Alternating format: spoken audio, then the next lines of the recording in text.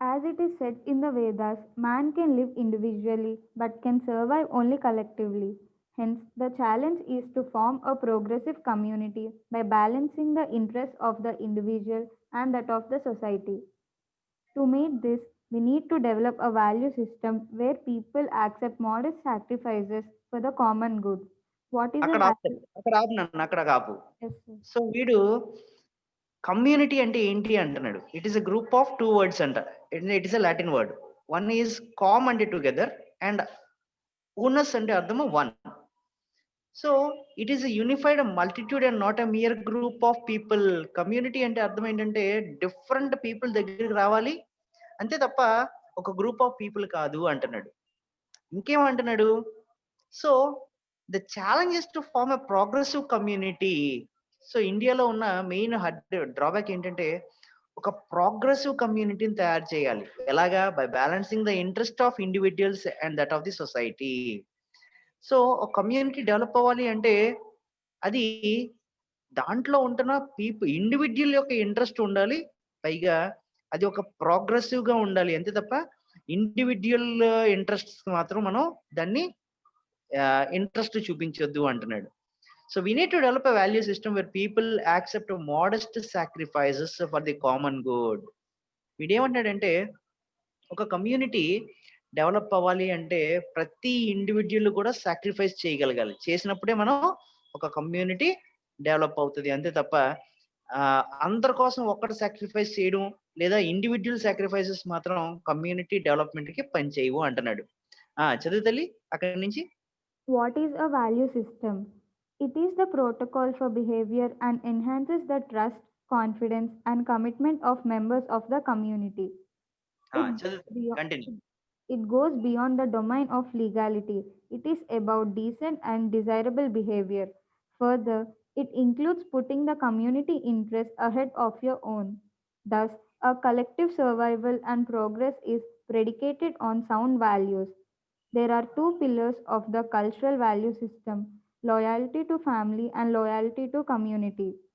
One should not be an isolation to the other, because successful societies are those which combine both harmoniously. It is in this context that I will discuss the role of Western values in contemporary Indian society. ఇక్కడ చూడండి వీడు ఏమంటున్నాడంటే అసలు value system అంటే ఏంటి. Value system అంటే ఏంటంటండి, it is about decent and desirable behaviour. ఒక కమ్యూనిటీలో ఉంటున్న ప్రతి ఒక్కడు కూడా తన యొక్క బిహేవియర్ ఎలాగుంది అన్నది చూసుకోవాలి అంట. Further it includes putting the community interest ahead of your own. Individual interest కాదు, కామన్ ఇంట్రెస్ట్ ఉండాలి అంటున్నాడు. Thus our collective survival and progress is predicated on sound values. దానికి టూ పిల్లర్స్ కావాలి అంట. ఏంటంటే అది one should not be in isolation to the another. కమ్యూనిటీలో ఒకడు ఇంకో దగ్గర నుంచి ఐసోలేట్ అయిపోయి ఉండడు. అలా చేసిన పక్షాన హార్మోనీ ఉండదంట. So in this context that I will discuss the role of western. ఈ పర్టికులర్ ఏంటది చూడండి, ఒక పర్టికులర్ టాపిక్ గురించి మాట్లాడుతున్నాడు. ఏంటది? One should not be in isolation to the another. ఒకరి దగ్గర నుంచి దూరంగా ఉండకూడదు. కమ్యూనిటీ అంటే అందరూ కలిపికట్టుగా ఉండాలి అండ్ కామన్ సాక్రిఫైస్ చేయగలగాలి. అలా చేసిన పక్షాన అది అది హార్మోనియస్ గా, ఆ యొక్క కమ్యూనిటీ హార్మోనియస్ గా ఉంటుంది. హార్మోనియస్ అంటే పీస్ఫుల్, కామ్ గా ఉంటది. సో ఇలాంటి కాంటెక్స్ట్ తీసుకుని మన వెస్ట్రన్ వాల్యూస్ ఇండియన్ కాంటెంపరీ మీద ఎలాగ ఎఫెక్ట్ చూపిస్తున్నాయి అన్నది ఈ రోజు మన లెసన్ లో మాట్లాడతాను అంటున్నాడు. చదువు తల్లి, next paragraph. Some of you here might say that most of what I am going to discuss are actually Indian values in old ages and not Western values. I live in the present, not in the bygone era. Therefore, I have seen these values practiced primarily in the West and not in India. Hence, the title of the topic. So Narayana Murthy గారు ఈ topic ఎందుకు తీసుకున్నారు అంటే గనక, ఈయన company స్థాపించినందువల్ల వివిధ దేశాలు తిరిగి వచ్చాడండి. తిరిగి వచ్చి వాటి యొక్క ఇంపాక్ట్ మన ఇండియన్స్ మీద ఎలాగున్నాయి అన్నది చదవగలిగాడు. సో వీడేమంటున్నాడంటే ఆ ఇవన్నీ కూడా యాక్చువల్లీ ఓల్డ్ పీపుల్ కదండి, మనకు కాదు కదా అని అనుకుంటాం. బట్ నారాయణమూర్తి గారు అంటున్నారు, నేను ప్రజెంట్ ఎరాలోనే బతుకున్నాను, ప్రజెంట్ ఎరాలోనే నేను ఇవన్నీ చూశాను కాబట్టి వాటి గురించి నేను ఈరోజు మాట్లాడదలుచుకున్నానని చెప్పి. So that is the topic. ఏంటి టాపిక్ ఏంటి? The western values, the influence of western values on contemporary India, present India అన్నది టాపిక్ అయినా ఎంచుకున్నాడంట. అమ్మ అందరూ వింటున్నారా? Yes sir. Yes sir. Bobby ఉన్నాడా? Yes sir. Buchiraju, yes sir. Kavyabala, yes sir. వింటున్నావమ్మా? లెసన్ వింటున్నావా? నేను మళ్ళీ క్వశ్చన్స్ అడుగుతాను. క్వశ్చన్స్ అడుగుతాను, మళ్ళీ చెప్పకపోతే మాత్రం చాలా సివియర్ గా ఉంటది పనిష్మెంట్. ముందుగానే చెప్తున్నాను నేను. Okay sir. రైట్ తల్లి. నెక్స్ట్ పారాగ్రాఫ్ వెళ్ళినా. I'm happy as long as we practice these values, whether we call it Western or old Indian values. As an Indian, I'm proud to be part of a culture which has deep-rooted family values. We have tremendous loyalty to the family. For instance, parents make enormous sacrifices for their children. They support them until they can stand on their own feet. On the other side, children consider it their duty to take care of aged parents. We believe Matru Devo Bhava, mother is God, and Pitru Devo Bhava, father is God. Further, brothers and sisters sacrifice for each other. In fact, the elder brother or sister is respected by all the other siblings. As for marriage, it is held to be a sacred union. Husband and wife are bonded, most often for life. In joint families, the entire family works towards the welfare of the family. There is so much love and affection in our family life. This is the essence of Indian values and one of our key strengths. Our families act as a critical support mechanism for us. In fact, the credit to the success of Infosys goes as much to the founders as to their families for supporting them through the tough times. Unfortunately, our attitude towards family life is not reflected in our attitude towards community behavior. From littering the streets to corruption to breaking of contractual obligations, we are apathetic to the common good. In the West, the US, Canada, Europe, Australia, New Zealand, individuals understand that they have to be responsible towards their community. So ఈయన నారాయణమూర్తి గారు opening note లో మాట్లాడుతున్నాడు. Western అన్నా లేదా Indian values అన్నా ఏదన్నా పేరు పెట్టుకోండి, కానీ నేను ఒక ఇండియన్ని, I am proud to be a part of that culture. ఈ కల్చర్ లో ఫ్యామిలీ వాల్యూస్ చాలా డీప్ రూటెడ్ అంటున్నాడు. దానికి ఎగ్జాంపుల్ మాట్లాడుతున్నాడు. పేరెంట్స్ ఏం చేస్తారంట? ఎనార్మస్ సాక్రిఫైస్ చేస్తారు పిల్లల కోసం. అలాగే పిల్లల యొక్క డ్యూటీ ఏంటి? పేరెంట్స్ పెద్ద అయిన తర్వాత వాళ్ళని జాగ్రత్తగా కేర్ తీసుకోవడం. సో వి బిలీవ్ అంటున్నాడు, మాతృదేవ దేవో భవ, మదర్ ఈస్ గాడ్. పితృదేవ భవ, father is God. Brothers and sisters ఏం చేస్తారు? సాక్రిఫైస్ చేస్తారు ఒకరికొకరు. ఎల్డెస్ట్ బ్రదర్ ని అందరూ రెస్పెక్ట్ ఇవ్వాలి. అలాగే ఒక మ్యారేజ్ తీసుకుంటే కనుక హస్బెండ్ అండ్ వైఫ్ అన్నది ఒక సేక్రెడ్ యూనియన్ అంటున్నాడు. ఎక్కడ అన్నాడు? ఇక్కడ ఇదిగోండి, సేక్రెడ్ యూనియన్ అన్నాడు. సో జాయింట్ ఫ్యామిలీస్ అయితే కనుక ఎంటైర్ ఫ్యామిలీ వర్క్ చేస్తుంది ఫ్యామిలీ యొక్క బాగోగుల కోసం. సో ఫ్యామిలీస్ లో ఉండే లవ్ అండ్ అఫెక్షన్ కి అవధులు లేవు, అంటే హద్దులు లేని వాళ్ళ లవ్ ఉంటది. సో ఈ ఇండియన్ వాల్యూస్ కి అది కీ స్ట్రెంగ్త్ అంట. సో ఇండియన్ వాల్యూస్ కి కీ స్ట్రెంగ్త్ గురించి మాట్లాడుకుంటే father is God, mother is God, brother and sister, husband and wife union, joint families గురించి మాట్లాడాలి. అలాగే ఏమంటాడంటే ఇన్ఫోసిస్ యొక్క సక్సెస్ కి కారణం ఏంటంటే ఇలాంటి ఫ్యామిలీ లవ్ అండ్ అఫెక్షన్స్ అంటున్నాడు. ఫౌండర్స్ కున్న లవ్, అలాగే దేర్ ఫ్యామిలీస్ కి. But unfortunately our attitude towards family life is not reflected in our community behaviour. ఈ ఫ్యామిలీ మీద చూపించే లవ్ మనం కమ్యూనిటీ మీద చూపించట్లేదు. ఫర్ ఎగ్జాంపుల్ తీసుకుంటే కనుక స్ట్రీట్స్ లో జరుగుతున్న లెటరింగ్ కానీ, లేదా corruptions to breaking of contractual obligations అవ్వచ్చు, ఏమండి లాని బ్రేక్ చేయడంలో జరిగే కరప్షన్ కానీ, ఇవన్నీ మనకి కామన్ గుడ్ కి ఎపథెటిక్ గా ఉన్నాం, అంటే ఆపోజిట్ గా ఉన్నాం. కానీ ఇన్ ద వెస్ట్, యుఎస్ కానీ కెనడా తీసుకుంటే individuals understand that they have the responsible towards the community. అదే వెస్టర్న్ తీసుకుంటే కనుక ప్రతి ఇండివిజువల్ కూడా ఫ్యామిలీకే కాదు, మొత్తం కమ్యూనిటీకి ఒక రెస్పాన్సిబుల్ పర్సన్ కింద బిహేవ్ చేస్తాడంట. పారాగ్రాఫ్ అర్థమైంది అందరికీ? అర్థమైంది sir. Yes, sir. Good. Next paragraph చదువుతాను. The primary difference between the West and us is that their people have a much better social orientation. They care more for the society than we do. Further, they generally sacrifice more for the society than us. Quality of life is enhanced because of this. This is where we need to learn from the West. So West నుంచి నేర్చుకోవాల్సిన main 1 point గురించి మాట్లాడుతున్నాడండి. ఏంటంట? They generally sacrifice more for the society than us. మనం ఏం చేస్తాము? Sacrifice చేస్తాము. ఎవరి కోసం? ఫ్యామిలీ కోసం. కానీ వెస్ట్ లో ఏం చేస్తారంట? సాక్రిఫైస్ చేస్తారు దేనికోసం? ఫ్యామిలీ కోసం, సొసైటీ కోసం ఎక్కువ. అలా చేస్తే ఏమవుతుందంటే క్వాలిటీ ఆఫ్ లైఫ్ పెరుగుతుందంట. అది మనం వెస్ట్ నుంచి నేర్చుకోవాల్సిన మెయిన్ ఇంపార్టెంట్ పాయింట్. తర్వాత పారాగ్రాఫ్ తల్లి. I will talk about some of the lessons that we Indians can learn from the West. In the West, there is respect for the public good. For instance, parks free for litter, clean streets, public toilets free for graffiti, and all these are instances of care for the public good.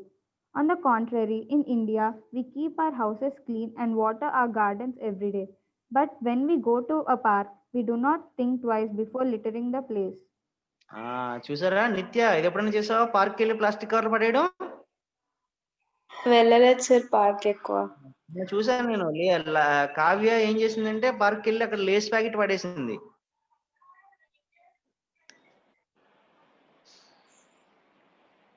Kavya ఉందా? ఉంది sir.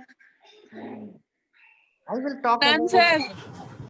will talk about the lessons, some of the lessons. One, for instance, parks free of litter. West లో ఎక్కడ చూసినా కూడా parks లో ఎక్కడ కూడా litter ఉండదు. అలాగే clean streets and clean public toilets free of graffiti. Public toilets మీద వెళ్తే గోడ మీద పిచ్చి పిచ్చి రాతలు, పిచ్చి పిచ్చి బొమ్మలు వేసి ఉంటాయి, గీతలు గీసి ఉంటాయి. కానీ అలాంటి వెస్టర్న్ కంట్రీస్ లో ఎక్కడా కనిపించవు.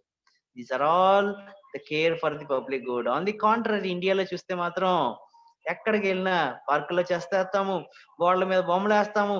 ఇలాగ మనం ఇంటినైతే నీట్ గా పెట్టుకుంటాం, గార్డెన్ కి మొక్కలకి నీళ్ళు వేస్తాం. కానీ బయటికి వెళ్ళి ఎప్పుడైనా ఒక పార్క్ లో ఉన్న మొక్కకి ఎప్పుడైనా నీళ్ళు వేసాం మనం? వెయ్యము. అదే కంట్రీస్ లో అది జరుగుతుంది అంటున్నాడు.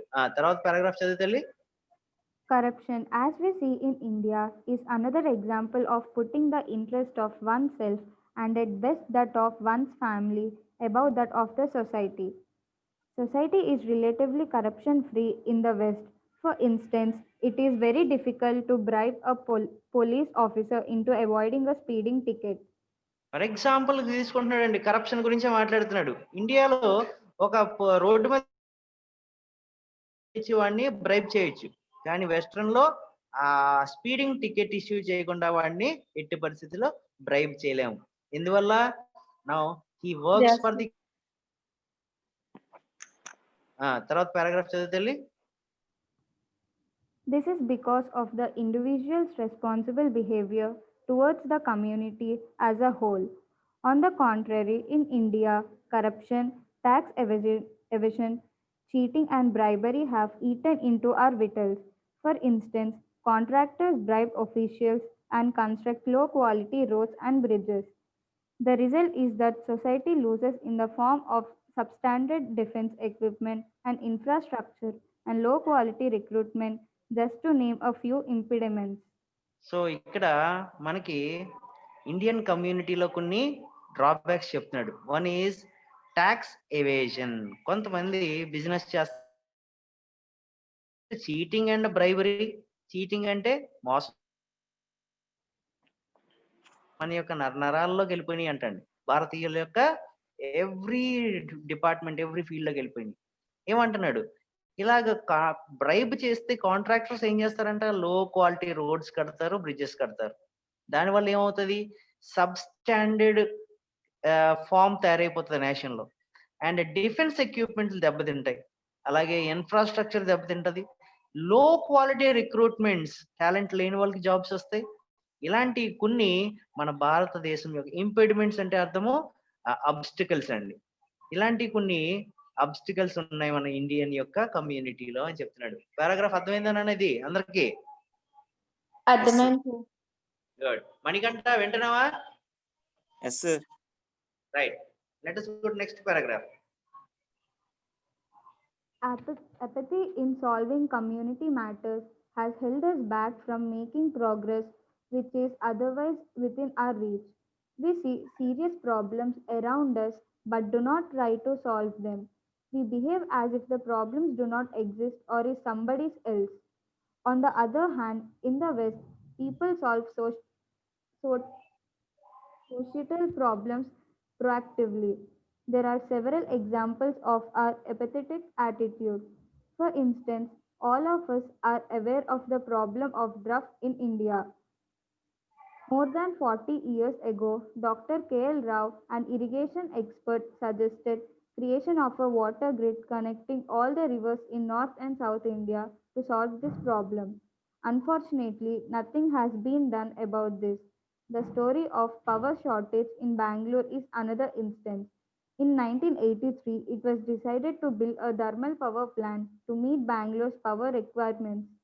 Unfortunately, we have still not started it. Further, the Milan subway in Bombay is in a deplorable state for the last 40 years and no action has been taken. So ఇక్కడ మనకి నారాయణ మూర్తి గారు 3 ఎగ్జాంపుల్స్ మాట్లాడుతున్నాడు. భారతదేశంలో community participation ఉండదు అని చెప్పడానికి ఎన్ని examples మాట్లాడుతున్నాడు? 3 ఎగ్జాంపుల్స్ మాట్లాడుతున్నాడు. ఫస్ట్ ఎగ్జాంపుల్ ఏంటి? డాక్టర్ కేఎల్ రావ్ అన్న వ్యక్తి భారతదేశంలో ఉన్న డ్రాట్ ని ఎరాడికేట్ చేయాలి అంటే కనుక నార్త్ అండ్ సౌత్ రివర్స్ ని కనెక్ట్ చేయమన్నాడు, వాటర్ గ్రిడ్ కనెక్ట్ చేయమన్నాడు. దాని గురించి ఏమైనా జరిగిందా? Unfortunately nothing has been done. That is the first one. Point number 2, బెంగళూరులో ఉన్న పవర్ షార్టేజ్ గురించి 1983లో ఒక power plant, thermal power plant కడదాము అనుకున్నారు, కానీ అది మొదలెట్టలేదు. అలాగే బాంబేలో ఒక సబ్వే ఒకటి ఉందండి. ఆ సబ్వేని ఈ రోజు కూడా అలాగే డిప్లోరబుల్ స్టేట్ లో ఉంది, కానీ దాన్ని బాగు చేయడానికి ఒక్క యాక్షన్ కూడా ఎవడో తీసుకోలేదు. అదే ఫారిన్ కంట్రీకి వెళ్తే, వెస్ట్రన్ కంట్రీకి వెళ్తే అక్కడ ప్రాబ్లమ్స్ చాలా ప్రోయాక్టివ్ గా సాల్వ్ చేస్తారు అని అంటున్నాడు. పారాగ్రాఫ్ అర్థమైంది అందరికీ? అర్థమైంది సార్. Yes sir. రైట్. 3 పాయింట్ల గురించి మాట్లాడుతున్నాడు ఈ పారాగ్రాఫ్ లో. One is a drought in India. దానికి కేఎల్ రావు సజెస్ట్ చేసిన, ఆయన ఒక ఇరిగేషన్ ఎక్స్పర్ట్ అండి, డాక్టర్ కేఎల్ రావు. ఆయన సజెస్ట్ చేసిన నార్త్ అండ్ సౌత్ ఇండియాస్ ని అన్ని అనుసంధానం చేయాలి అనుకున్నాడు, వాటర్ గ్రిడ్ క్రియేట్ చేయమన్నాడు, కానీ అది ఈ రోజు కూడా అవ్వలేదు.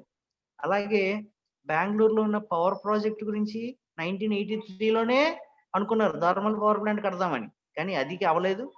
అలాగే మిలాన్ సబ్వే ఇన్ ముంబై, అదొక సబ్వే ఒకటి ఉందండి, దాని స్టేట్ ఎలా ఉందంటే డిప్లోరబుల్ స్టేట్ ఉంది. దానికి బాగు చేయడానికి కూడా ఈ రోజు కూడా ఎలాంటి యాక్షన్స్ తీసుకోలేదు. నెక్స్ట్ పారాగ్రాఫ్ చదువుతల్లి. We Indians would do well to remember Thomas Hunter's words: idleness travels very slowly and poverty soon overtakes it. What could be the reason for all this? We were ruled by foreigners for over 1,000 years. Thus, we have always believed that public issues belong to some foreign ruler and that we have no role in solving them. Moreover, we have lost the will to proactively solve our own problems. Thus, we have got used to this executing someone else's orders. Borrowing Aristotle's words, we are what we repeatedly do. Thus, having done this over the years, the decision makers in our society are not trained for solving problems. Our decision makers look to somebody else to take decisions. Unfortunately, there is nobody to look up to, and this is the tragedy. So ఇక్కడ ఈ paragraph లో నారాయణమూర్తి గారు మన భారతదేశం యొక్క community ఈ స్థితిలో ఉండడానికి కారణం చెప్తున్నాడండి. ఏంటంటే ఇప్పుడు వరకు మనల్ని సమ్ ఫారెన్ రూలర్ వచ్చి రూల్ చేశాడు. సో ఏదైనా ప్రాబ్లమ్ సాల్వ్ చేయాలంటే ఎవడ చేయాలి? ఫారెన్ రూలరే సాల్వ్ చేయడం తప్ప మనం కాదు అన్న ఒక ఇమాజినరీ స్టేజ్ లో ఉండిపోయాము అంటున్నాడు. సో ఏదైనా ఆర్డర్స్ తీసుకోవాలన్నా ఆర్డర్స్ ఎవరు ఇవ్వాలి? ఒక ఫారెనర్, ఎవడో రూలర్ వచ్చి మనకి ఇవ్వాలి. అంతే తప్ప మనం సొంతంగా డెసిషన్లు తీసుకునే మనకి ఆ స్టేజ్ లేదు. ఈ సందర్భంగా నారాయణ మూర్తి గారు కొన్ని వర్డ్స్ గుర్తు చేసుకుంటున్నారు. ఏంటంటే Aristotle words, what are we repeatedly do. మనం ఏ పని అయితే రెగ్యులర్ గా చేస్తామో అదే మనం అవుతామంట. Thus having done over the years, the decision makers in our society are not trained for solving problems. మనం ఇది ఈ రోజు ఇది కొత్త కాదండి. మనకి హిస్టరీ మొదలైన కాడి నుంచి ఇదే పరిస్థితి. మనల్ని ఎవడో ఒకడు వచ్చి రూల్ చేయడం, మనకి డెసిషన్స్ ఆడివ్వడం తప్ప మన డెసిషన్స్ ఎవడో తీసుకునే వాళ్ళు లేదు. సో ఇప్పుడు డెసిషన్ మేకర్స్ ఉన్నప్పటికీ కూడా వాళ్ళ ప్రాబ్లమ్ సాల్వింగ్ ఎబిలిటీ లేదు అంటున్నాడు. So decisions look to somebody else to take decisions. Decisions ఎవరు తీసుకోవాలి? వేరే ఎవరో వచ్చి తీసుకోవాలి అన్న ఫీలింగ్ లో ఉండిపోయాం మన Indians. Unfortunately there is no one to look up and this is the tragedy. Main భారతదేశం యొక్క మెయిన్ ట్రాజడీ ఏంటంటే ఇదేనంట. నెక్స్ట్ పారాగ్రాఫ్ చదివితే అర్థమైంది పారాగ్రాఫ్ అందరికీ? అర్థమైంది సార్. నెక్స్ట్ పారాగ్రాఫ్ చదివితే Another interesting attribute which we Indians can learn from the West is their accountability. Irrespective of your position in the West, you are held accountable for what you do. However, in India, the more important you are, the less answerable you are. For instance, a senior politician once declared that he forgot to file his tax returns for 10 consecutive years and he got away with it. To quote another instance, there are over 100 laws making public sector units in India. Nevertheless, I have not seen action taken for bad performance against top managers in these organizations. దీంట్లో ఈ paragraph లో నారాయణ మూర్తి గారు accountability గురించి మాట్లాడుతున్నాడు. Foreign countries లో అంటండి ఎవడికి వాడే అకౌంటబుల్ అంట. అంటే వాడు క్లర్క్ అవనివ్వండి, మేనేజర్ అవనివ్వండి, ఏదన్నా ఒక తప్పు చేస్తే అది దానికి వాడు అకౌంటబిలిటీ వాడు చూడాలి.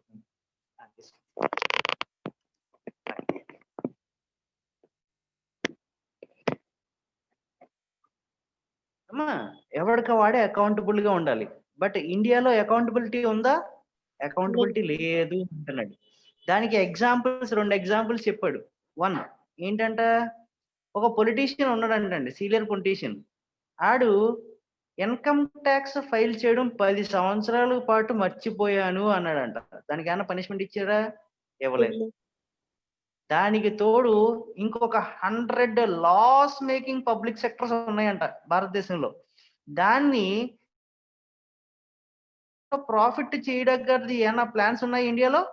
ప్లాన్స్ కూడా లేవంట. I have not seen action taken for bad performance. ఏమండి ఈ టాప్ మేనేజర్స్, ఇందులో పనిచేస్తున్న టాప్ మేనేజర్స్ చేస్తున్న బ్యాడ్ యాక్షన్స్ మీద యాక్షన్ తీసుకోవడానికి ఎలాంటి యాక్షన్స్ కూడా ఇప్పటికొచ్చి కూడా తీసుకోలేదు అంటున్నాడు. ఈ పారాగ్రాఫ్ లో నారాయణ మూర్తి గారు is talking about the accountability of every particular organisation and individual. This is the main drawback for communal growth in India. Community growth అవ్వట్లేదు అంటే ఇండియాలో దానికి ఎగ్జాంపుల్ ఏంటి? నువ్వు ఒక సీనియర్ పొలిటీషియన్ అయ్యుండి ఇన్కమ్ ట్యాక్స్ ఫైల్ చేయడం మర్చిపోయాను అంటే అది ఎంత తప్పండి. అది కూడా 10 కన్సిక్యూటివ్ ఇయర్స్, అంటే సంవత్సరం తర్వాత సంవత్సరం పాటు 10 years ఫైల్ చేయలేదంట వాడు. అది అయినప్పటికీ కూడా ఈ గోట్ అవే. అంటే నేను మర్చిపోయాను అంటే ఆయన ఏం చేశారు? వదిలేశారు. అదే వెస్ట్రన్ కంట్రీస్ లో అవుతుంది అలాగా? ఎట్టి పరిస్థితిలో అవ్వదు. కట్టలేదు అంటే దానికి ఫైన్ వేస్తారు. రైట్ తల్లి, ఇక్కడ వరకు ఆపుదాం. ఇక్కడ నుంచి రేపు చదువుతాం. ఓకేనా? Okay sir. రైట్ నాన్న, that will be the end of the class. Will meet in tomorrow's class. ఓకేనా? Okay sir. Bye. Have a nice day. Bye. Bye sir. Bye, sir.